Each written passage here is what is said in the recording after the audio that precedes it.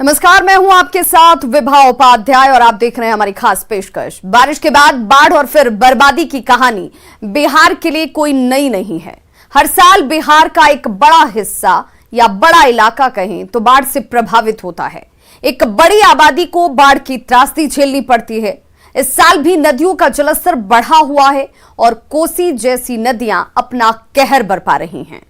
कोसी के बढ़ते जलस्तर की वजह से कोसी तटबंध के अंदर बना एक सुरक्षा बांध टूट चुका है, जिससे आसपास के गांव में पानी भर गया।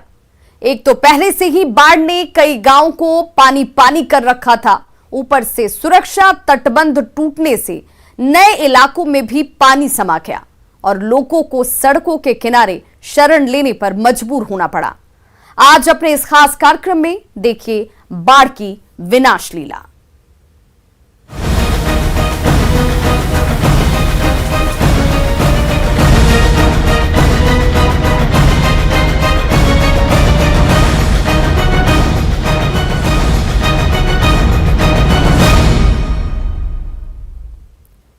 सुपौल में कोसी तटबंध के अंदर बने सिकरहट्टा मझारी निम्न बांध का तटबंध टूट गया।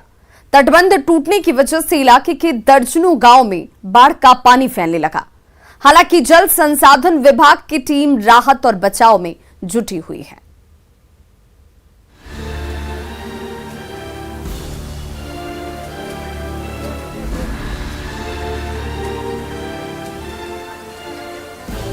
बिहार का शोक के नाम से बदनाम कोसी ने एक बार फिर कहर बरपाना शुरू कर दिया है।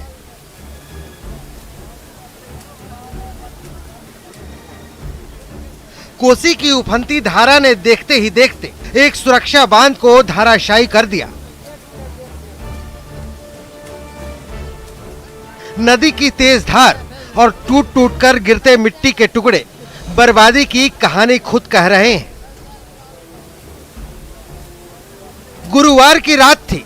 रात के करीब 2 बज रहे होंगे जब नदी की तेज धार ने सुपौल में कोसी तटबंध के अंदर बने सिकरहट्टा मझारी निम्न बांध के तटबंध को तोड़ दिया। जलस्तर जैसे जैसे बढ़ रहा है वो अपनी तबाही की कथा लिखते जा रहा है। अब ये मौजूद है सिकरहट्टा बांध के पास। आप देख सकते हैं कि किस तरीके से करीब 20 से 25 फीट जो सुरक्षा बांध बना था उसको तोड़ चुका है और धीरे धीरे ये रफ्तार बढ़ती जा रही है, जबकि नाव के जरिए उस इलाके में घोड़ा से ग्रेडिंग करके बचाने का प्रयास किया जा रहा है, जो नाकाफी है। अब ये सीधा अटैक जो है ये पश्चिमी तटबंध पर कर रहा है, जिसकी वजह से तिलुआ नदी का जलस्तर बढ़ेगा और आसपास के जो कई गांव हैं उसमें ये तबाही मचाएगा और धीरे धीरे और ये बढ़ता ही जा रहा है। जबकि एनडीआरएफ की टीम को जिला प्रशासन ने इस इलाके में बुला लिया है। एनडीआरएफ की टीम मौजूद है, उसकी बोट लगी हुई है, लेकिन अभी भी इससे राहत मिलती हुई नजर नहीं आ रही है। सिकरहट्टा मंझारी निम्न बांध के तटबंध के टूटने की जैसे ही भनक प्रशासन को लगी, प्रशासन के हाथ पांव फूल गए। आनन फानन में जिले के डीएम, एसपी और जल संसाधन विभाग के चीफ इंजीनियर तक मौके पर पहुंच गए। निर्मली सिकरहट्टा के बाद सुरक्षा बांध टूटने के बाद जो तबाही शुरू हो चुकी है उसे अब पाटने का प्रयास किया जा रहा है। हमारे साथ सर चीफ इंजीनियर मौजूद हैं। सर बताइए सर कब तक इसको दुरुस्त कर लेंगे आप? मेरा टारगेट आज रात्रि तक इसको दुरुस्त करने का। सर आपको ग्रामीणों ने बताया था, आपके इंजीनियर की टीम को बता रहा था, हर वक्त बताया गया कि इस बांध को बचाया जाए, लेकिन उस वक्त लापरवाही बरती गई, नहीं तो आज ये नौबत नहीं आती और आपका आगे भी टूट चुका है। आखिर इसकी जिम्मेवारी कौन लेगा सर अपने ऊपर? सर अभी हमको काम करने दीजिए, क्लोज कर लेने दीजिए सर। पहले मेरा प्रायोरिटी कितने देर में इसको सर बांध लिया? आज रात तक एकदम बांध जाएंगे ही नहीं, उठेंगे यहाँ से जब तक ये बांधेंगे। जल संसाधन विभाग के चीफ इंजीनियर दावा कर रहे हैं कि जल्द ही वो इस तटबंध को ठीक कर देंगे, लेकिन सवाल है कि ये कदम पहले क्यों नहीं उठाया गया, जबकि ग्रामीण 3-4 दिनों से टूट की आशंका जाहिर कर रहे थे और अधिकारियों तक मैसेज भी पहुंचा रहे थे। निर्मली सिकरहट्टा बांध टूटने के बाद लोगों के जहन में कई सवाल होंगे कि आखिर ये बांध टूटा कैसे, जिसका जवाब यहाँ के प्रत्यक्षदर्शी लोगों के पास है, जो रात से ही इस इलाके में मौजूद है और लगातार इस बांध की पहरेदारी कर रहे थे। अब बताइए क्या हुआ था रात में जब बांध टूटा, तो क्या स्थिति थी? देखिए, रात में लगभग 8 और 9 बजे की बीच की बात है। उस समय में हल्ला हुआ, उस समय मैं बैठा था उसी जगह में और उससे बोले हम सवेरे से चीफ इंजीनियर और एसडीओ साहब, सिविल एसडीओ साहब बैठे हुए थे। कल रात में बता रहे थे लड़ाई किसी के बीच, किसके बीच लड़ाई हुई थी? क्यों हुई थी? उसके बाद बस जब ये विभाग लोग बैठे हुए थे तो वे लोग ठेकेदार ने क्या किया तो कहा कि हमारा 3 ट्रिप है और वे कहा कि नहीं आपकी नहीं है। दोनों की टकराव की बात से वे क्या किया तो चप्पल उठा करके मारना शुरू कर दिया विभाग की चौकीदार को। चौकीदार के मारते हुए एसडीओ साहब कहा कि हमको चप्पल मारे, हमको चप्पल मारे। उसके बाद क्या है दोनों तरफ की टकराव हो गए। रात में जब ये बांध टूटा था तो क्या लगता है आपको बचाया जा सकता था? क्या लापरवाही हुई? उसके बाद ये 8 बजे रात से सारे स्टाफ और उसका ठेकेदार सारा आदमी भाग गया। भागने झगड़ा होने के बाद भाग गया और छोटा सा बिल निकला पानी का। हम लोग 1 बजे रात में हम वहीं पर सोए हुए थे बंधे पर, जो कभी कुछ हो सकता है सीपेज में। जब वहाँ बंधे थोड़ा सा सिसकी निकला और वहाँ पर कोई सामग्री नहीं था। 1 किलोमीटर से हम लोग को 2-3 बोरा 2-4-5 आदमी ग्रामीण ने उठा करके उसमें देने लगे और गांव की वह झांगी झूंगी बस करची उसी बिल में हम लोग खस पड़े टाट देते हुए। वे विभाग के लोग 7 बजे यहाँ पर उपस्थित हुआ और 8 बजे में ये लोग निकली रात में और 7 बजे सुबह में 8 बजे में पूरा यदि गांव के गांव डूब गया। उसके बाद आए तो ये विवाद जो हुआ था उसके बाद इनका आरोप है कि विवाद के बाद लोगों ने काम करना बंद कर दिया और जिसके बाद ये सीपेज हुई और ये बांध टूट गया। अगर ये विवाद नहीं होता, पैसे का विवाद ठेकेदार और इंजीनियर के बीच में नहीं होता तो शायद ये बांध को बचाया जाता।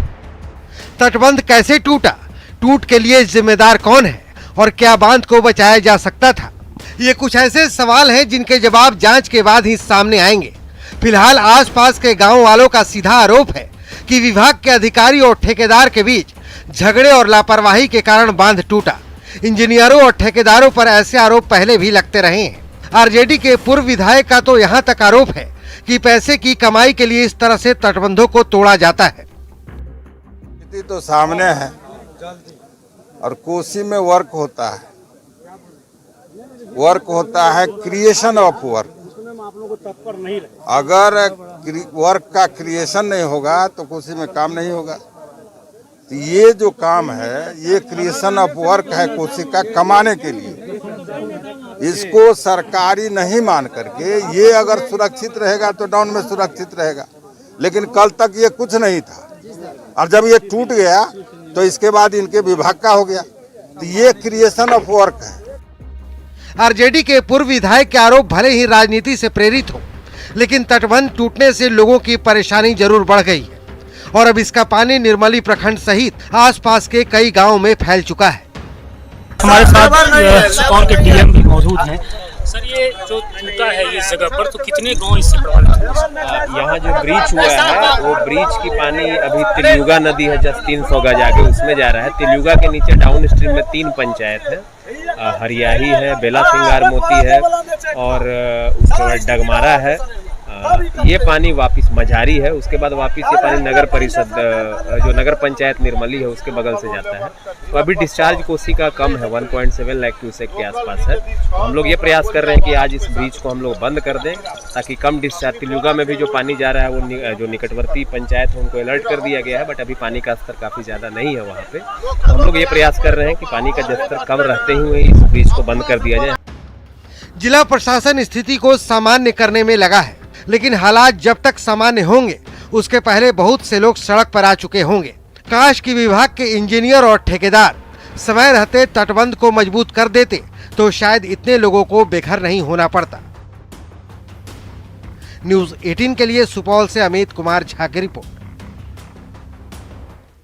सुपौल के निर्मली सिकरहट्टा के पास सुरक्षा बांध टूट जाने के बाद कोसी ने बदनामी मचाना शुरू कर दिया है। ये देखिए तबाही किस तरीके से यहां पर कोसी की तरफ से मचाया जा रहा है। नदी का पानी कई गांव में फैल गया है और गांव वाले सड़क पर शरण लेने को मजबूर हैं।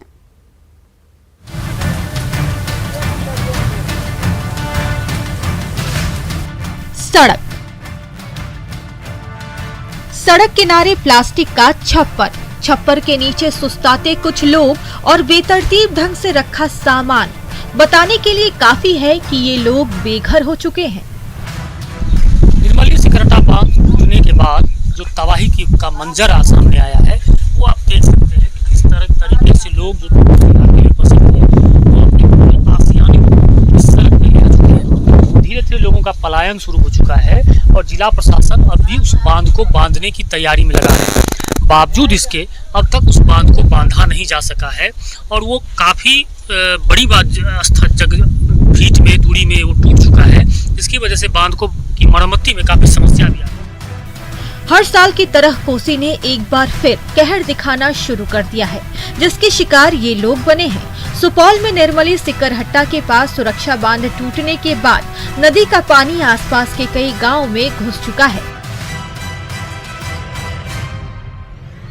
मजबूरन आसपास के गांव के लोग तटबंध पर सुरक्षित स्थान देखकर शरण लेने को मजबूर हैं।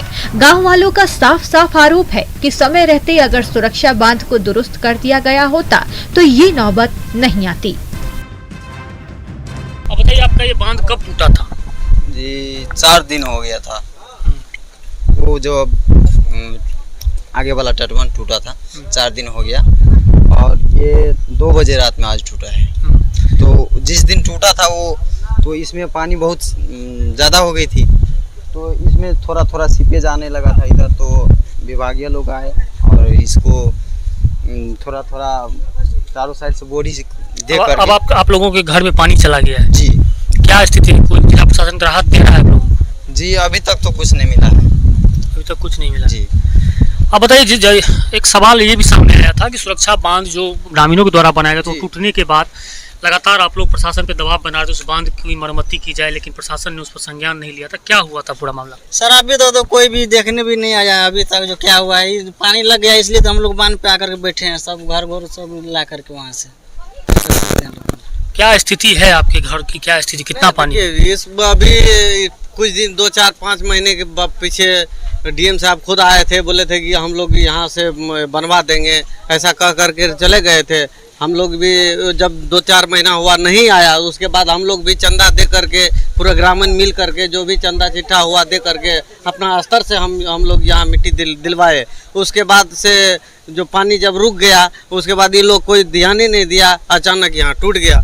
हम लोग भी परेशानी में डल गए। जितना देखिए 20-25 लाख का जो पटुआ खेती था सारा नष्ट हो गया, धान भी पूरा बग हो गया था। न तो ये चंद गांव की परेशानी है और न सिर्फ एक प्रखंड की। इस सुरक्षा बांध के टूटने से कई जिले प्रभावित हो सकते हैं। सुरक्षा बांध के टूटने के बाद लगातार लोगों के फसल डूब चुके हैं और स्थिति काफी भयावह होती जा रही है। अगर समय रहते इस बांध को बांधा नहीं गया तो आने वाला समय जो होगा वो कुशहा त्रासदी की पुनरावृत्ति हो सकती है। अभी कुछ और लोग मौजूद हैं। आप बताइए, जो आप कहाँ के रहने वाले हैं? परिकोंस पंचायत का। क्या नाम है आपका? सूर्य नारायण यादव। क्या स्थिति है इस इलाके? स्थिति तो बहुत खराब है सर, एक भी घर नहीं इधर का बचेगा, कटनिया लग चुका है। तो प्रशासन जो काम कर रहे हैं उससे कितने संतुष्ट हैं आप? क्या इससे कुछ संतुष्ट बनेगा थोड़े प्रशासन से? ये तो अभी जब तक पानी कम नहीं होगा तब तो बांध नहीं हो सकता। क्या लगता है जो लोग और तबाह होंगे इससे? पूरा तबाह है लोग, आप देखने रहे मतलब कितना जिला का लोग आया है यहाँ देखने के लिए। उसमें हम लोग 3 जुगा नदी में मरना बेलग वाले फटते हैं, हम लोगों को लगभग पानी पहुँच गया होगा। आप यहाँ बांध को देखने आए थे? जी सर। दिक्कत ये है कि इस सुरक्षा बांध के टूटने के बाद नदी का पानी आसपास के गांव में तो जाएगा ही, इससे तिलयुगा जैसी नदियों का जल स्तर भी बढ़ जाएगा और तबाही का दायरा कई जिलों तक पहुंच जाएगा और फिर ऐसे बहुत सारे लोग बेघर होकर सड़क पर रहने को मजबूर हो जाएंगे। न्यूज़ 18 के लिए सुपौल से अमित कुमार झा की रिपोर्ट। कोसी न सिर्फ सुपौल में ही कहर बरपा रही है, बल्कि कोसी का जलस्तर बढ़ने से सहरसा के नौहट्टा प्रखंड का भी एक गांव पूरी तरह से जलमग्न हो गया है। वहां के लोग जलकैदी की जिंदगी बिताने को मजबूर हैं।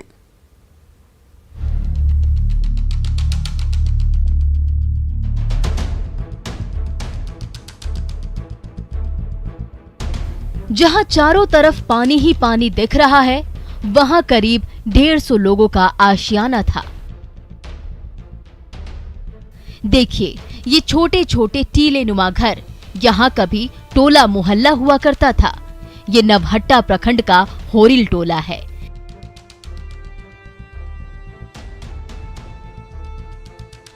जिस होरिल टोले में चंद दिनों पहले तक 150 लोगों का आशियाना था, वहां आज कोसी की मुख्य धारा बह रही है। अभी हम मौजूद हैं नवहट्टा प्रखंड के भोरिल टोला में। हम आपको दिखाना चाहेंगे ये जो है कोसी नदी यहाँ से जो है बह रही है। कभी यहाँ पे जो है बस्ती हुआ करता था, आज से महज कुछ दिन पहले, लेकिन कोसी का जो है मुख्य धारा जो है इसी होके गुजर रहा है। पूरा मोहल्ला पानी की भेंट चढ़ चुका है। कुछ घर अब भी बचे हैं जो थोड़ी ऊंचाई पर थे, लेकिन यहाँ रहने वालों को हर पल अनहोनी की आशंका सताती रहती है, क्योंकि चारों तरफ से कोसी के पानी ने घेर लिया है और बाहर आने जाने का कोई साधन नहीं है। प्रशासनिक मदद अब तक मिली नहीं कि माल मवेशी को साथ लेकर गांव से बाहर जा सके। सब कुछ छोड़कर जाए तो जाए कहां? जो है कोसी का पानी इतना बढ़ गया, हम लोगों को खाने पीने का कोई सुविधा नहीं है। घर में भी जो अनाज है वह पानी है, पानी में कोई न पकाने का कोई अब व्यवस्था है न कोई खाने का व्यवस्था है। और यहाँ पर हम लोग जो किसी ढंग से चौकी पर खड़ा होकर, नीचे में पानी बह रहा है, चौकी पर हम लोग बैठ करके अपना समय को बिता रहे हैं। कोसी इस इलाके के लोगों के लिए शाप है। हर साल नदी अपना रास्ता बदलते रहती है, जिससे जान माल का नुकसान होता है। लेकिन सवाल है कि जिनका घर और जमीन है वो छोड़कर जाए तो जाए कहां? न्यूज़ 18 के लिए सहरसा से अनुभव की रिपोर्ट।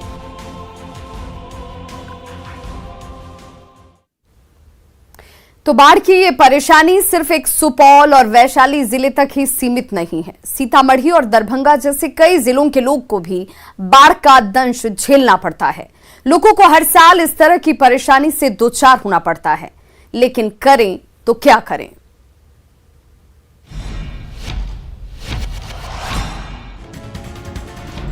पानी, पानी और पानी।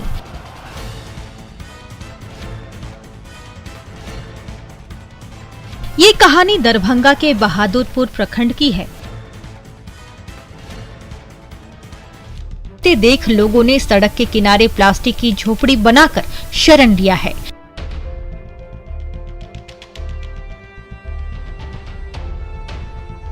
चांडी गांव के अब्दुल मन्नान बताते हैं कि बाढ़ के पानी को आए तकरीबन 1 महीना हो गया है। लोगों को घर छोड़कर सड़क पर रहते 1 महीना हो गया। पीने के पानी से लेकर हर तरह की दिक्कत हो रही है। परेशानी अब बर्दाश्त के बाहर है, लेकिन अब तक कोई अधिकारी या कर्मचारी झांकने तक नहीं आए। घर जो है चांडी में है, बहादुरपुर ब्लॉक, और पानी को लगभग महीना दिन हो गया है। हम लोग रोड पर हैं, पन्नी टान करके। कौन सा रोड पे है?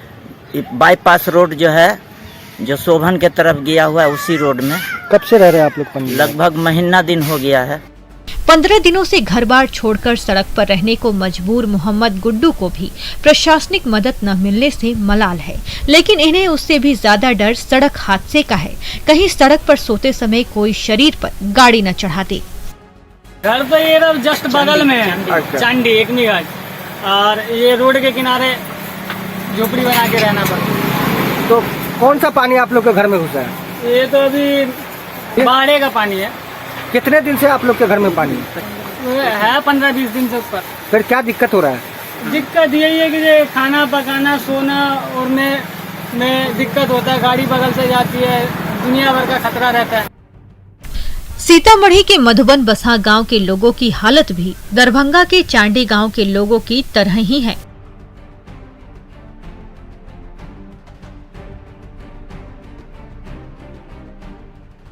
बाढ़ ने लोगों को जलकैदी बनाकर छोड़ दिया है।